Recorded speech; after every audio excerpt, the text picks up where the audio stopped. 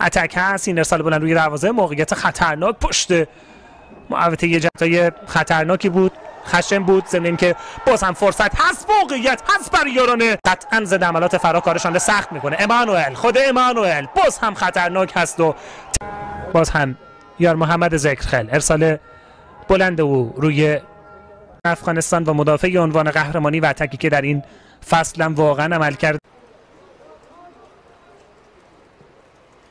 واسه بلندی که در این سمت داده میشه برای حسیب احمد خان. زاده در این دقایق بازیره حسین علیزاده. این ارسال از حسین علیزاده برای کسب پیروزی و برای کسب امتیاز به این دیدار برن و ایجاد بکنن. با سرعت بسیار بالای خودش حرکت میکنه دیلیار، پاس او داخل محوطه و در سمت مقابل میدان پس رو به جلو. فرهاد علیزاده درگیر هست با موسیخان و خطا روی مأمون موسیخان اعلان میشه بود. ضمنی که در لحظات ابتدایی نیمه دوم تیم فوتبال خدیم اف سی سر سمت مقابل اینومینه در این مسابقه بیشتر از جان و دل دفاع خواهد کرد. تیمی پخش تلویزیونی شرکت فولاد سگلت به رهبری حاجی نقیب الله حقمل ممنون و سپاس ساحل تا اینکه نفوذی را داشته باشه.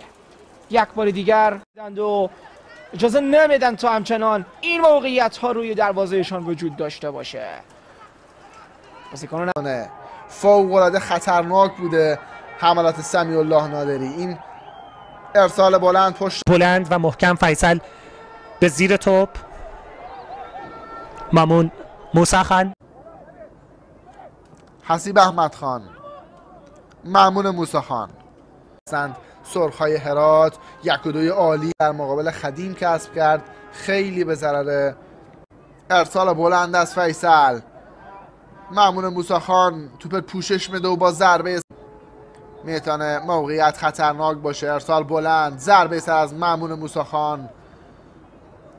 ما رو لایک بکنین، فالو داشته باشین تا از مهمتر. علیرضا رحیمی چرخشی که انجام میشه پس رو به جلو برای فرهاد نرسید و حتی دیگه جا برای یک نفر هم نمانده بود و خیلی از هم شد.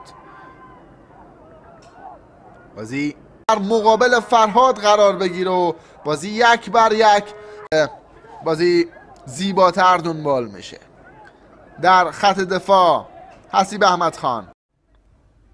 تیم فوتبال عدالت دومین فصل خودش تجربه میکنه، اما اینومینه این 4مین فصلی است که در رقابت‌های لیگ شد و توپی که این سمت در اختیار بازیکنان خراسان قرار گرفته. سمت راست حرکت عالی، موقعیت، فرصت برای گل سوم و سومی که به ثمر نرسید. پاس رو به عقب کار کرد.